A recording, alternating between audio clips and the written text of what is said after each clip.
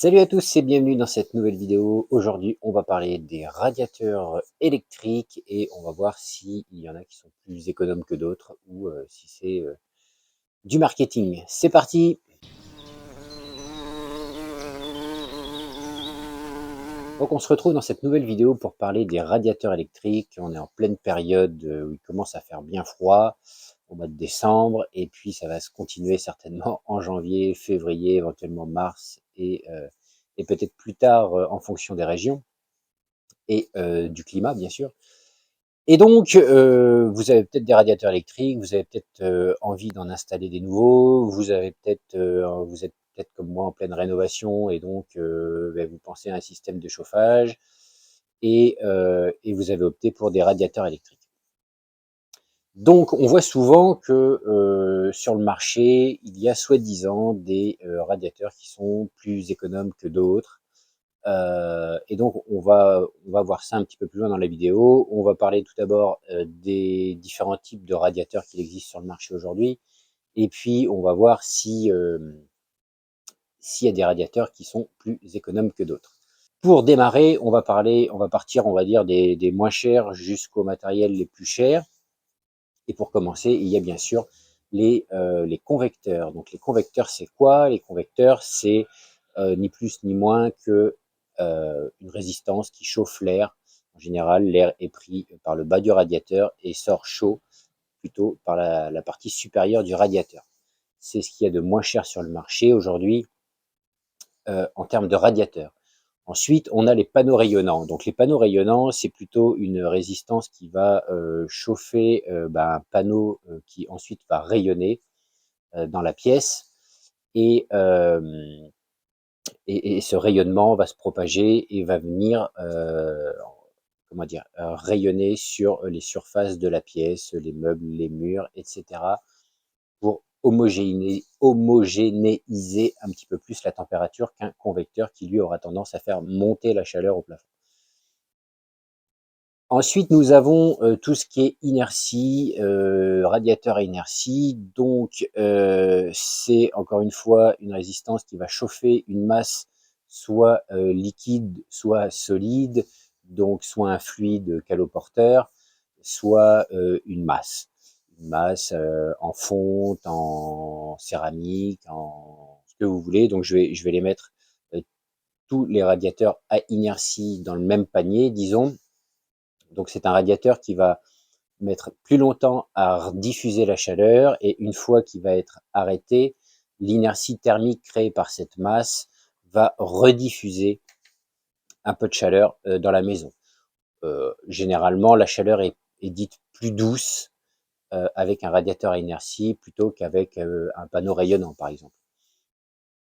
Et ensuite, aujourd'hui, on a ce qu'ils appellent les doubles cœurs de chauffe, c'est-à-dire qu'on va coupler à la fois l'avantage du panneau rayonnant qui, lui, va procurer une sensation de chaleur assez rapide et de l'inertie parce qu'il y aura également une masse à l'intérieur. C'est généralement ce qu'on trouve de plus cher aujourd'hui sur le marché. Les prix peuvent monter très très haut pour un radiateur et, et on va voir si ces radiateurs-là sont plus intéressants que les autres, en tout cas en termes d'économie d'énergie, pas en termes de confort. En termes de confort, généralement de confort de chaleur, j'entends, généralement ça va être les radiateurs à inertie ou les double cœurs qui vont être qui vont vous donner une sensation de confort dans la pièce. Rien à voir avec les économies d'énergie. Donc en ce qui concerne maintenant les économies d'énergie avec les radiateurs, est-ce qu'il y en a un qui est plus économe qu'un autre? Ça, c'est la grande question que tout le monde se pose. Et il y a presque une dizaine d'années, j'avais écrit un petit article là-dessus pour expliquer mon point de vue. Et c'est ce que je fais aujourd'hui. Je vous redonne mon point de vue et je vous partagerai, pour aller plus loin, des liens d'articles de grandes marques de radiateurs qui aujourd'hui ont l'honnêteté de dire que eh bien, 1 kilowatt consommé, 1000 watts consommés, c'est 1000 watts restitués. peu importe la technologie du radiateur, 1000 watts consommés, c'est 1000 watts de chaleur restituée, quelle que soit la technologie. Donc, ce qui va vous permettre de faire des économies si vous optez pour un radiateur électrique, c'est pas tant le modèle de radiateur et la technologie embarquée dans le radiateur qui va faire la différence. Éventuellement, si au niveau du thermostat, si le thermostat est plus précis qu'un autre, on aura une température, on va dire, plus précise, mais vous n'aurez pas, à mon sens, et encore une fois, je vous invite à aller lire les articles, vous n'aurez pas d'économie d'énergie substantielle avec un radiateur à 2000 euros comparé à un petit convecteur à 30 euros aujourd'hui sur le marché. Voilà. Ce qui va vous permettre de faire des économies d'énergie, ça va être l'isolation de votre maison.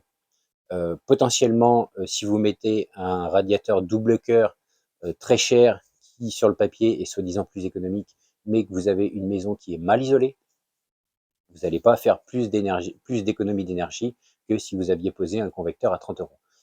Ça, c'est clair. Vaut mieux investir, par exemple, dans de l'isolant, mettre plus cher dans de l'isolant et moins cher dans un radiateur, parce que on pourra, même avec un convecteur, si vous avez quelque chose qui vous brasse l'air, le convecteur potentiellement pourra être plus économique que le double cœur. Vous voyez, c'est comme ça, c'est que de l'argument marketing aujourd'hui que de dire que un radiateur est plus économique qu'un autre. Un radiateur, de par sa technologie, va vous offrir un confort, mais va pas vous offrir des gains d'énergie de plus. Si vous, encore une fois, vous mettez plus de 1000 euros dans un radiateur, le temps d'amortir le radiateur comparé, allez, à un panneau rayonnant à 40 euros, 50 euros, peut-être 60 avec l'inflation aujourd'hui, je sais pas. Le temps d'amortir ce radiateur à 1000 euros, qui potentiellement aura un système de thermostat plus précis que le modèle pas cher, qui vous offrira simplement un confort au niveau du ressenti de la chaleur, le temps de l'amortir, celui-ci, ça va être beaucoup plus long que le modèle à aller 50 balles. Euh, de plus, si vous regardez bien, généralement, les radiateurs, quels qu'ils soient, grande marque ou pas, souvent c'est garanti 2 ans.